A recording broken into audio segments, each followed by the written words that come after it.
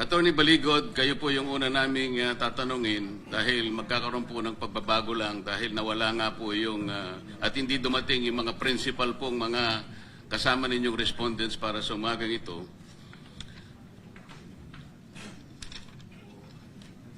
Kayo po ba ang tumatayong abogado ng 18 ex-soldiers na nakaharap sa ating ngayon sa committee ito?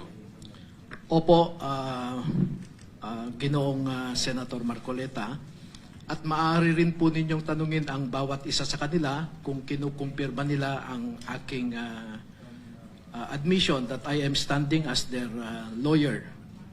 So, pwede pong... Yun nga po yung gusto kong sabihin. Sa lahat pong mga ex-soldiers na nandito ngayon, kinukumpirma ba ninyo na si Attorney Baligod ang tumatayong abogado para sa inyo?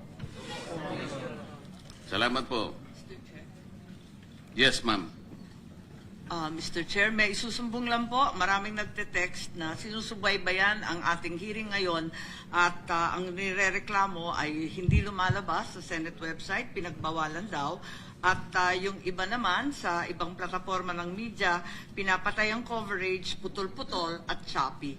Kung pwede lang po, hayaan natin na marinig ng sambayanan ang testimonya ng ating mga Marines. Salamat po sa inyong ulat, Madam Senator. Talaga pong gagawin nilang lahat ng kanilang magagawa. Mr. Chair, I receive information, it's not verified, that the Attorney Bantug, who is not the secretary, ay pinag-utos nga daw to, pati yung, just the website or pati Wi-Fi? Do we have Wi-Fi now in the... What about Wi-Fi?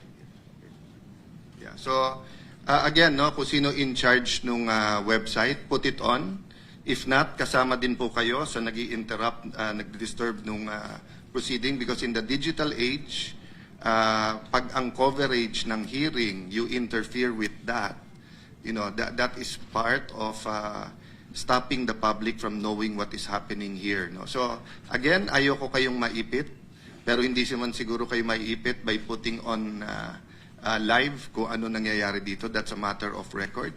Even our non-hearing events, halimbawa may art fair tayo dyan or may EDCOM report, ay pwedeng ilagay sa website natin. So, there's no legal issue about broadcasting officially from the Senate. Thank you very much for that, Madam Senator Amy and Mr. Chair. Salamat po, Mr. President. Kagaya po ng aming sinabi kanina, lahat po ay gagawin nila.